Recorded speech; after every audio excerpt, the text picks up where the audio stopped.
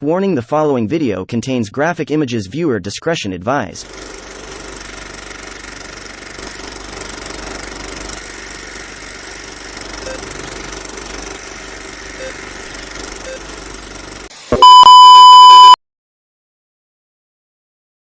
This skull should be taken very seriously.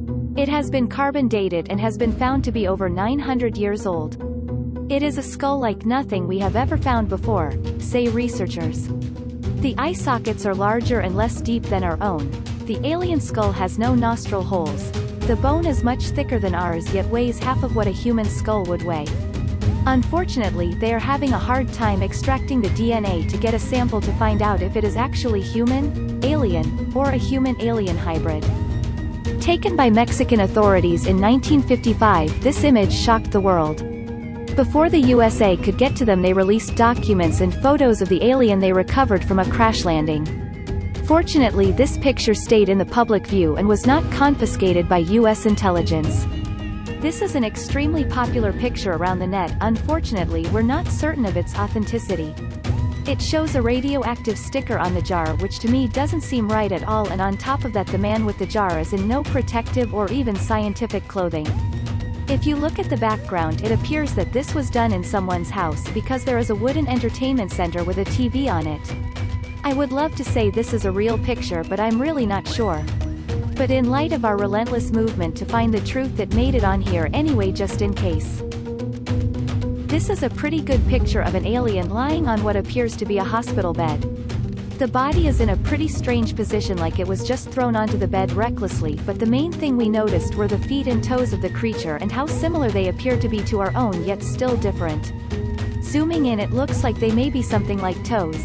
This picture of an alien shows a great deal of color on the creature, which could mean either the alien had only just recently died or hasn't been refrigerated yet.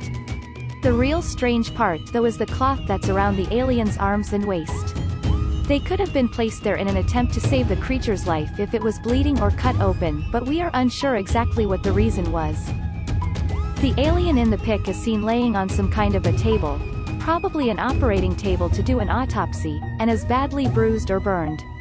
The picture of the alien being came from China and is said to have been taken by one of the people working at the time the alien was brought in for study. Presumably the alien was in a crash and did not survive to let the world know why it was here.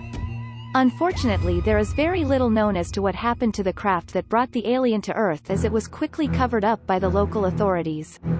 In this alien picture you will see the top half of an alien lying on a table with a very clear shot of its head and neck. The creature looks very old and either beaten up or decomposing. Also, it seems that from this angle the extraterrestrial may have some sort of nose cavity, which would mean it would have to take in and/or expel kinds of gases like us mammals. With its large head and big dark eyes, this picture of an alien seems to be very credible. Once again, you can see the similarity to Homo sapiens with the small nostrils and ribcage. Most likely this is one of the aliens from a number of the crashes around the world. Judging from the wound on its head, it probably didn't survive the impact. This picture of an alien in captivity is of pretty good quality. It's unknown where this facility is, but the cage looks like it's not too strong, so my guess is the alien is on its way out and they're getting ready to do an autopsy on it. In this picture you can clearly see that the alien has what we assume as ear holes and nostrils, which makes this a very informative picture. Here we have a photo of an alien being barely kept alive. It's on a respirator and they have all kinds of different types of sensors on the ET to keep an eye on it. These two pictures of an alien autopsy show the first steps of the autopsy, where they open up the chest cavity. You even get to see a close-up of the chest held wide open for all to see. Thank you for watching.